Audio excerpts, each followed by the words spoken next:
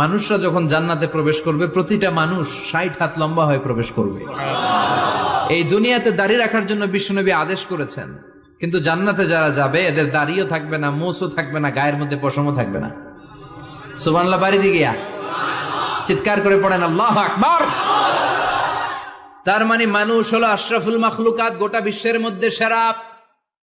আল্লাহ বললেন আদমকে আমি নিজ হাতে তৈরি করেছি। লাম্মা খালাকাল্লাহু আদম ওয়া কানা তুলুহু 60 যিরাআন, 60 হাত লম্বা করে আদমকে বানিয়েছি। আদমকে সব সৃষ্টির মধ্যে শ্রেষ্ঠত্বের মানদণ্ডে উন্নীত করে আদমকে আমি আশরাফুল মাখলুকাত বানিয়েছি।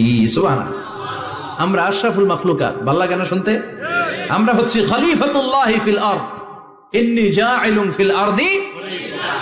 আল্লাহ বলেন আমি দুনিয়াতে আমার আদেশ বাস্তবায়নের জন্য লিইজরাই আহকামিল্লাহি ওয়া তানফীযি আওয়ামিরিল্লাহ, আল্লাহর আদেশ